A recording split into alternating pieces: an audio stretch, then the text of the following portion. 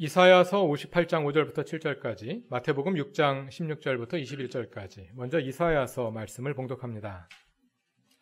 이것이 어찌 내가 기뻐하는 금식이겠느냐?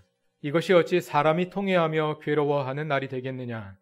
머리를 갈대처럼 숙이고 굵은 배와 재를 깔고 앉는다고 해서 어찌 이것을 금식이라고 하겠으며 주님께서 너희를 기쁘게 반기실 날이라고 할 수 있겠느냐? 내가 기뻐하는 금식은 부당한 결박을 풀어주는 것, 멍에의 줄을 끌어주는 것, 압제받는 사람을 놓아주는 것, 모든 멍에를 꺾어버리는 것, 바로 이런 것들이 아니냐. 또한 굶주린 사람에게 너의 먹거리를 나누어 주는 것, 떠도는 불쌍한 사람을 집에 맞아들이는 것이 아니겠느냐. 헐벗은 사람을 보았을 때에 그에게 옷을 입혀주는 것, 너의 골육을 피하여 숨지 않는 것이 아니겠느냐. 이어서 마태복음 말씀을 봉독합니다. 너희는 금식할 때에 위선자들과 같이 슬픈 기색을 띠지 말아라. 그들은 금식하는 것을 남에게 보이려고 얼굴을 흉하게 한다. 내가 진정으로 너희에게 말한다. 그들은 자기네 상을 이미 받았다.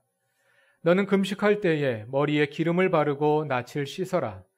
그리하여 금식하는 것을 사람들에게 드러내지 말고 보이지 않게 숨어서 계시는 내 아버지께서 보시게 하여라. 그리하면 남모르게 숨어서 보시는 내 아버지께서 너에게 갚아주실 것이다. 너희는 자기를 위하여 보물을 땅에다가 쌓아두지 말아라. 땅에서는 좀이 먹고 녹이 쓸어서 망가지며 도둑들이 뚫고 들어와서 훔쳐간다. 그러므로 너희를 위하여 보물을 하늘에 쌓아두어라. 거기에는 좀이 먹고 녹이 쓸어서 망가지는 일이 없고 도둑들이 뚫고 들어와서 훔쳐가지도 못한다. 너의 보물이 있는 곳에 너의 마음도 있을 것이다. 아멘. 이것은 하나님의 말씀입니다. 새해도 벌써 2달이 지나서 3월 첫째 주일이 되었습니다. 낮에는 제법 훈훈한 바람이 불기도 하는 가운데 겨우내 주택가 곳곳에 쌓여서 녹을 줄 모르던 눈도 다 녹아내리고 나무마다 물이 올라 곧 움이 돋을 듯한 기세입니다.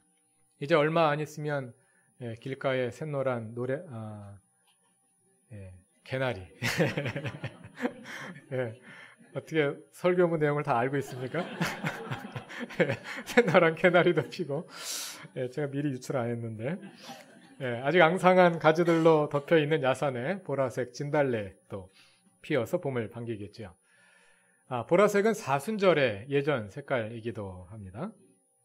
오늘은 사순절 셋째 주일입니다. 사순절 제의 수요일부터 부활절에 이르는 40일간의 기간, 주님의 부활을 준비하는 그리고 주님의 순환과 그 고통을 묵상하는 기간입니다. 전통적으로 그리스도인들은 사순절 기간에 예수 그리스도의 수금과 순환과 죽음을 기억하며 절제된 생활을 하고 죄를 회개함으로 주님의 부활을 준비해 왔습니다. 사순절의 40일은 예수께서 공생애를 시작하시기 전 광야에서 금식하신 기간이기도 합니다.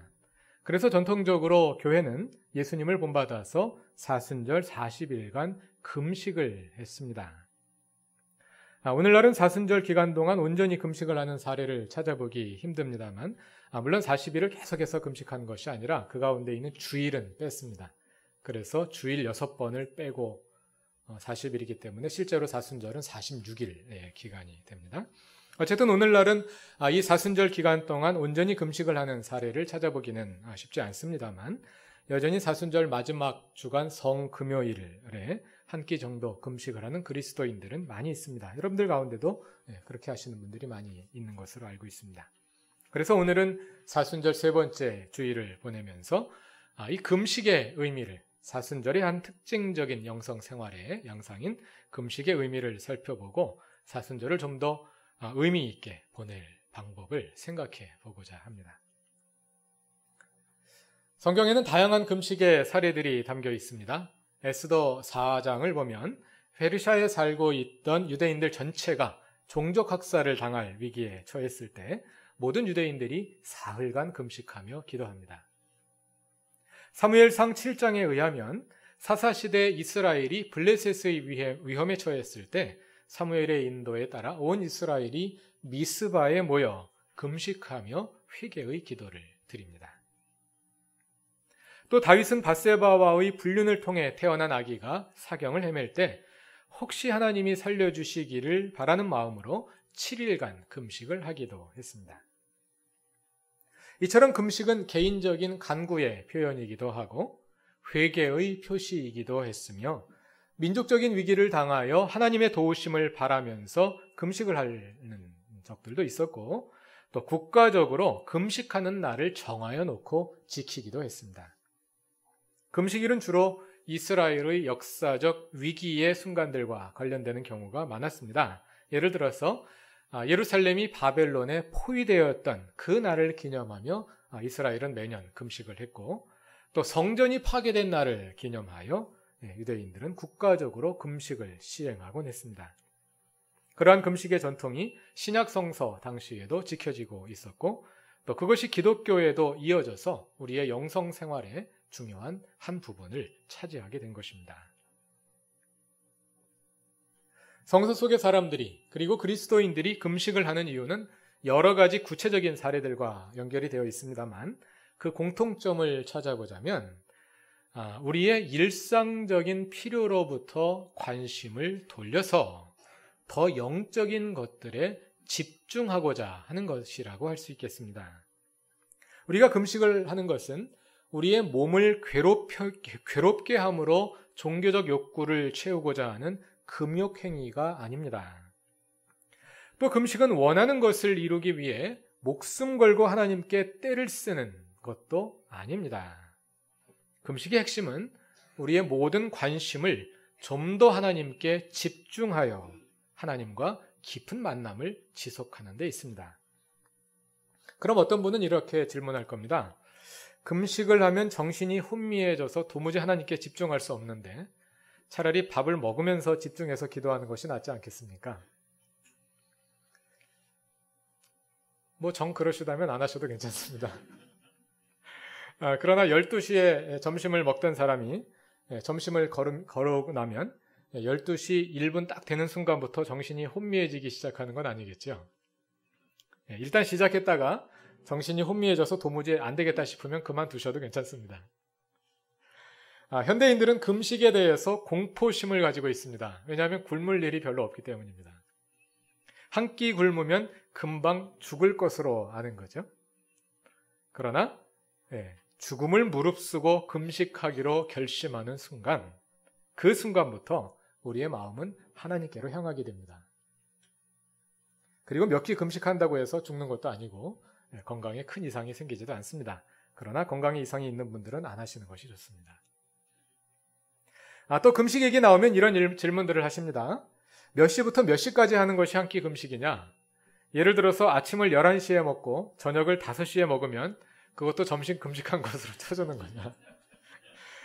어젯밤 11시 59분까지 진탕 먹다가 자정에 금식을 시작해서 오늘 밤 자정 지나자마자 또 많이 먹으면 오늘 하루 종일 금식한 것으로 쳐주냐?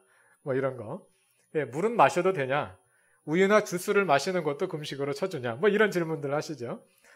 이 모든 질문들에 대한 답은 하나입니다. 그냥 할 수 있는 만큼 하시면 됩니다. 한 끼나 하루 또는 며칠을 굶을 수도 있지만 음식의 양을 줄이거나 내가 좋아하는 기호식품을 줄일 수도 있습니다. 또 사순절 기간 동안 며칠은 반찬의 가짓수를 줄여 소박한 식단을 구성할 수도 있습니다. 중요한 것은 내 마음을 돌려 하나님께로 향한다는 데 있습니다. 내 마음을 몸으로부터 영으로 옮기는 것입니다. 그것이 금식입니다. 우리의 모든 관심을 하나님께 집중하는 것입니다. 그래서 이번 사순절에는 우리도 할 수 있는 범위 내에서 금식을 실천하면서 우리의 관심을 이 땅으로부터 좀 더 하나님께로 옮겨볼 수 있기를 바랍니다. 과거의 그리스도인들에게서 금식이 영성생활에 그토록 중요한 부분이었던 이유 가운데 하나는 먹는 것이 삶에서 차지하는 비중이 그만큼 컸기 때문일 겁니다. 가난한 시절 사람들은 우리도 그랬습니다. 먹고 자고 입는 최소한의 의식주만 해결되어도 사는데 별 지장이 없었습니다. 그러므로 그 시대 사람들에게는, 과거의 우리들에게는 금식을 하는 것이 최대의 영성의 표현이었습니다. 그러나 오늘은 다릅니다. 밥만 먹어서 못 살죠. 주식뿐만 아니라 후식이나 간식도 먹어야 하고, 옷도 때와 장소에 따라 드레스 코드에 맞춰서 입어야 하고, 집도 이부자리만 있으면 되는 것이 아니라 그 이상의 여러 가지 요소들을 갖추어야 하고, 그래야지 기본적인 필요가 충당이 됩니다. 그것만으로 되겠습니까? TV나 영화도 보아야 하고, 레저 생활도 하고, 취미 활동도 해야 합니다. 그것들이 우리에게는 과거의 사람들이 밥 먹는 중요성을 가졌던 것만큼 오늘 우리에게는 중요성을 가집니다. 이처럼 오늘날 우리에게는 없으면 안 되는 것들이 많기 때문에 음식을 절제하는 것 외에도 절제할 수 있는 것들이 많이 있습니다. 예를 들어 금년에는 많은 교회와 그리스도인들이 미디어 금식이라는 것을 실천하고 있습니다. 하루라도 없으면 못 살 것 같은 TV나 영화관, 신문, 잡지, 컴퓨터, 인터넷, 스마트폰 같은 것들을 사용하지 않는 겁니다. 미디어 금식입니다. 그래서 세상 일에 관심을 줄이고 좀 더 하나님께 집중하는 것입니다. 그 외에도 여러 가지 금식을 고려할 수 있습니다. 신상을 좋아하는 분들은 사순절 기간 동안 쇼핑 금식을 할 수 있을 겁니다. 매일 옷을 갈아입는 맛으로 사는 분들은 옷 금식을 할 수도 있을 것이고, 사순절 기간에는 외출할 때 일부러 명품 가방이나 지갑을 들고 나가지 않을 수도 있습니다. 레저 생활이나 취미 활동을 잠깐 그칠 수도 있습니다. 어떤 분야이든 나에게 금식이 필요한 분야를 찾아보고 일정 기간만이라도 그것 없이 한번 살아보는 것입니다. 그리고 우리의 마음을 하나님께 집중해 보는 것입니다. 남 생각하지 말고 자기 생각만 하십시오. 우리 집 아이들 스마트폰 생각나죠? 그거 생각하지 마시고 내 생각을 하십시오. 좀 더 하나님께 집중하기 위해 일상적인 필요로부터 나의 영혼으로 관심을 돌리는 것입니다. 나는 그것 없이는 못 산다고 생각하는 거, 그거 없으면 죽잖아요. 죽어보는 겁니다. 죽어봄으로써 그리스도의 죽음에 참여하는 것입니다. 그렇게 함으로 죽음을 이기고 다시 사신 예수님의 부활에도 감격으로 참여하게 되는 것입니다.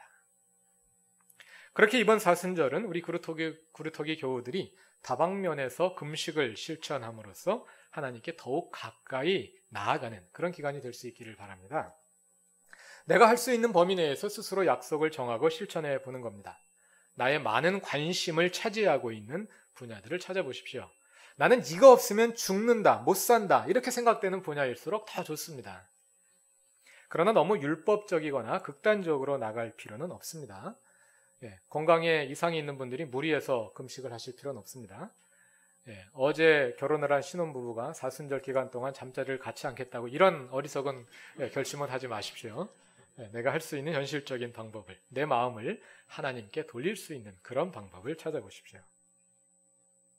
잠시라도 눈을 들어서 하나님을 바라보고 내 마음을 좀 더 하나님께 향하게 할 수 있는 그런 작은 실천이라면 그것만으로도 충분한 의미가 있을 것입니다. 그런데 우리가 이렇게 우리의 주의를 하나님께 향하여 금식을 실천할 때 반드시 고려해야 할 점이 있습니다. 그것은 금식을 포함한 우리의 경건생활이 남에게 보이기 위한 종교적 위선이 되지 않게 하는 것입니다. 종교적 위선이 나타나는 첫 번째 경우는 신앙생활이 습관화되다 보니 본래의 의미를 잃어버리고 껍데기만 남게 되는 것입니다. 우리가 소위 바리새인들이다 이렇게 지칭하는 사람들의 모습이죠. 본래 금식을 시작한 이유는 금식 자체가 거룩한 행위이기 때문이 아니었습니다. 금식 자체는 거룩한 것이 아닙니다. 단지 금식을 함으로써 일상의 필요로부터 우리의 주의를 하나님께 돌리고자 했던 것입니다. 그러나 그것이 관행으로 계속되다 보면 금식 자체가 목적이 되고 금식 행위 자체에 어떤 효력이 있는 듯한 오해에 빠지게 됩니다. 금식 행위 자체에는 아무런 효력이 없습니다. 오해하지 마십시오.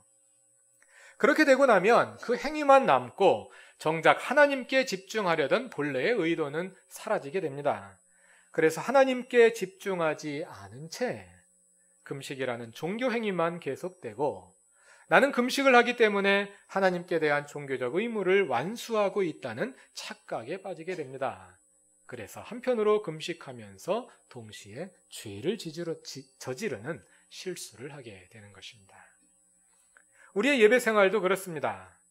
예배는 우리의 주인이신 하나님을 우리의 삶에 모셔드리고 하나님을 경배하는 것인데 예배가 습관화되어 버리고 나면 하나님은 없고 예배만 남게 됩니다. 예배 자체가 무슨 효력을 가진 하나의 주술처럼 되어버리는 것입니다. 그래서 우리는 예배를 드리면서 동시에 죄를 짓게 됩니다. 오늘 본문인 이사야서 58장에 나오는 이스라엘이 그러하였습니다. 3절 후반절을 보면 그들은 금식하는 날 자신의 향락을 찾았습니다. 금식을 하는 것은 쾌락을 추구하던 삶을 중지하고 관심을 하나님께 돌리는 것입니다. 그런데 그들은 금식을 하며 먹는 즐거움을 중지하는 대신에 그 욕망을 다른 향락으로 채우고자 했던 것입니다. 예를 들어서 우리가 이번 사순절에 미디어 금식의 일환으로 스마트폰 게임을 하지 않겠다 이렇게 결심했다고 가정해 봅시다. 매일 스마트폰 게임하는 맛으로 살다가 그거 안 하려면 정말 괴로울 겁니다. 그래도 참고 주님께 집중하려고 노력합니다. 그래도 잘 안 됩니다. 그래서 스마트폰 대신에 PC방에 가서 열심히 게임을 합니다. 그럼 하나만 하겠지요. 이스라엘의 모습이 그러했던 겁니다. 비슷한 사례를 하나 더 들어보자면요. 사순절 기간 동안 이제부터 아침 드라마를 금식하겠다 이렇게 결심했습니다. 매일 아침 TV를 켜놓고 드라마를 보다가 안 보니까 시간이 많이 남습니다. 시간만 남습니까? 마음이 공허해집니다. 금식의 핵심은 이 공허한 마음을 무엇으로 채우느냐에 있습니다. 드라마를 금식하여 공허한 마음을 밖에 나가 아줌마들 만나서 카페에서 수다 떠는 것으로 채우면 금식의 의미가 없어지게 되겠죠. 그 공허한 마음을 하나님으로 채우십시오. 말씀을 묵상하고 기도함으로 그리할 수도 있고 그 시간에 선행을 실천함으로 그리할 수도 있습니다. 그렇게 하나님께 집중하는 것이 우리의 주의를 하나님께로 돌리는 것이 금식입니다. 계속해서 이사야서 58장 3절 후반절을 읽어보면 그들은 금식하는 날 향락을 추구했을 뿐만 아니라 일꾼들에게 무리하게 일을 시켰습니다. 주인은 금식하며 하나님께 집중하는 경건 생활을 합니다. 그러다 보니까 일을 많이 못해서 가게 수입이 줄어들까 염려가 됩니다. 그래서 일꾼들에게 2배로 일을 시켜서 손해를 만회하려 하는 것입니다. 그것은 하나님께서 원하시는 금식이 아니라는 것입니다. 우리가 금식을 하며 하나님께 집중하는 것은 우리의 종교적 욕구를 채우고 끝나려는 것이 아닙니다. 나를 경건한 사람으로 포장하려 하는 것도 아닙니다. 하나님께 집중함으로써 우리의 마음과 우리의 삶을 더욱 하나님께 내어드리고 그래서 하나님께서 우리의 삶 속에서 진정한 주인으로 일하시게 하는 것입니다. 그리할 때 우리의 금식은 사회적인 파급 효과를 가져오게 됩니다. 나의 예배가 달라질 뿐만 아니라 일상이 달라지고 나와 내 가족이 달라질 뿐 아니라 나의 영향력 아래 있는 사람들에게까지 하나님의 주 되심이 실현되는 것입니다. 그래서 본문 6절과 7절은 이렇게 말하는 것입니다. 이사야서 58장 6절과 7절을 다 같이 읽어봅시다. 내가 기뻐하는 금식은 부당한 결박을 풀어주는 것, 멍에의 줄을 끌어주는 것, 압제받는 사람을 놓아주는 것, 모든 멍에를 꺾어버리는 것, 바로 이런 것들이 아니냐. 또한 굶주린 사람에게 너의 먹거리를 나누어 주는 것, 떠도는 불쌍한 사람을 집에 맞아들이는 것이 아니겠느냐. 헐벗은 사람을 보았을 때에 그에게 옷을 입혀주는 것, 너의 골육을 피하여 숨지 않는 것이 아니겠느냐. 이러한 사회적인 파급 효과를 우리의 영성 생활이 그것이 진정한 것이라면 당연히 갖게 된다는 것입니다. 두 번째로 우리의 종교적 위선은 신앙 좋은 사람으로 인정받고 싶은 욕망으로부터도 나타납니다. 비어있는 존재로서의 우리는 늘 남에게 인정받고 싶어 합니다. 남이 내 존재를 인정해주면 우리의 자존감도 높아지고 남이 내 존재를 인정해주지 않으면 내 자존감도 낮아집니다. 그래서 우리는 종교적인 영역에서도 남에게 인정받아서 신앙 좋은 사람이라는 소리를 듣고 싶어 합니다. 그게 꼭 장로가 되고 권사가 되기 위해서만 그런 건 아닙니다. 남들이 나의 신앙을 인정해주면 마치 학교 다닐 때 공부 잘해서 좋은 성적을 받았던 것처럼 기분이 좋아지고 자존감이 높아지는 거죠. 그래서 내가 열심히 기도하고 있다는 것을 다른 사람에게 이제 알리고 싶어지죠. 그동안 기도 안 하다가 며칠 전부터 기도하고 있거든요. 그럼 다른 사람도 이걸 알아줬으면 하는 마음이 마음속에서 일어난단 말입니다. 성경을 전혀 안 읽다가 성경을 열심히 읽기 시작했어요. 누군가로부터 기특하다는 소리를 듣고 싶어지는 거죠, 우리는. 금식을 하는 거 역시 다른 사람이 알아주기를 기대하게 되는 겁니다. 그러나 본문 마태복음 6장 16절 이하에서 예수님은 이렇게 말씀하십니다. 너희는 금식할 때에 위선자들과 같이 슬픈 기색을 띠지 말아라. 그들은 금식하는 것을 남에게 보이려고 얼굴을 흉하게 한다. 내가 진정으로 너희에게 말한다. 그들은 자기네 상을 이미 받았다. 너는 금식할 때에 머리에 기름을 바르고 낯을 씻어라. 그리하여 금식하는 것을 사람들에게 드러내지 말고 보이지 않게 숨어서 계시는 내 아버지께서 보시게 하여라. 그리하면 남모르게 숨어서 보시는 내 아버지께서 너에게 갚아주실 것이다. 우리가 금식을 하면서 또는 신앙생활을 하면서 다른 사람이 알아주기를 기대하는 것만으로 그 사람이 위선자가 되었다 이렇게 단정하기는 어렵습니다. 왜냐하면 그게 인지상정이기 때문에 우리 마음에 당연히 그런 마음이 들거든요. 그런 마음이 드는 순간 나는 위선자가 되었다 이렇게 정죄할 필요는 없습니다. 그러나 16절에서 위선자들처럼 슬픈 기색을 띠지 말아라 하고 말씀하시는 것은 아직은 위선자가 아니지만 위선자가 될 가능성이 있는 상태라고 말씀하시는 것이겠죠. 그러나 이렇게 우리의 신앙이 종교적 위선으로 전락할 때 우리는 더 심각한 문제에 직면하게 됩니다. 더 심각한 문제에 직면하게 되는데 그것을 이어지는 말씀을 통해서 알 수 있습니다. 무엇이냐 하면 본문 19절에서 예수님은 자기를 위하여 보물을 땅에 쌓아두지 말라 이렇게 말씀하시고 20절에서는 보물을 하늘에 쌓으라고 말씀하십니다. 우리의 신앙생활을 한마디로 정의하자면 그것은 하늘의 보물을 쌓는 것이라고 말할 수 있을 것입니다. 그러나 금식을 하면서 또는 어떤 양태이든지 신앙생활에 열심을 내면서 그것을 남에게 보여 인정을 받으려 한다면 그것은 보물을 땅에 쌓아두려 하는 것과 같다는 것입니다. 열심히 신앙생활을 하고 영성을 심화하려고 노력한 것 같은데 결국은 땅에다가 보물을 쌓고 있습니다. 영적인 내공을 쌓고는 있는지 모르지만 여전히 세속적인 일을 하고 있다는 겁니다. 그것은 이 땅에서의 명예와 이익을 위한 지극히 세속적인 종교 여가 활동일 뿐 엄밀한 의미에서 신앙생활이 아니라는 겁니다. 사순절에 하는 우리의 금식도 신앙의 외양을 띤 세속적인 활동으로 그칠 수 있습니다. 금식을 하되 우리의 관심을 근본적으로 이 땅의 현실적인 필요들로부터 하늘로 옮기지 않는다면 말입니다. 그렇다면 그것은 금식이 아니라 금식의 의미를 정반대로 되돌려 왜곡시키는 것이겠지요. 하나님께 집중하는 것이 금식인데 금식을 통해 이 땅의 보화를 쌓으려 하고 있다면 말입니다.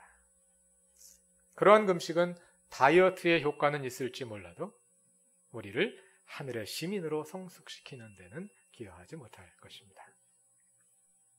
이번 사순절을 보내며 우리 그루터기 교우들도 여러 가지 형태의 진정한 금식을 실천해 보시기를 바랍니다. 그러한 금식의 실천을 통해 우리의 관심을 하나님께 집중하고 하늘의 시민으로 새로이 태어나시기를 바랍니다. 스마트폰과 TV와 컴퓨터에 꽂혀 있던 우리의 눈길을 하나님께로 돌려봅시다. 먹고 사는 현실 문제에 함몰되어 있던 우리의 관심을 하늘로 옮겨봅시다. 남들의 인정에 목말라 하며 사람들의 시선을 살피던 우리의 눈을 들어서 우리를 내려다보시는 하나님과 눈을 맞추어 봅시다. 그것이 진정한 금식입니다. 진정한 금식을 통해 진정한 사순절을 보내는 우리 그루터기 교회의 모든 교우들이 되시기를 바랍니다. 그리함으로 우리의 삶의 관심이 하늘로 옮겨지고 좀 더 하나님께 집중하며 그를 통해 우리의 신앙이 더욱더 성숙해 갈 수 있기를 바랍니다. 다 같이 기도드리겠습니다. 하나님, 이번 사순절에는 우리가 금식하며 하나님께 집중하기 원합니다. 이 땅의 것들에 묶여있던 우리의 마음을 세상의 사슬에서 풀어내고 우리의 눈을 들어 하나님을 바라보기 원합니다. 하늘의 것을 추구하며 하늘의 보화를 쌓는 삶을 지향하고 하나님의 사람으로 성숙해 가기를 원합니다. 하나님, 우리의 삶에 변화를 일으켜 주옵소서. 예수님의 이름으로 기도드립니다. 아멘.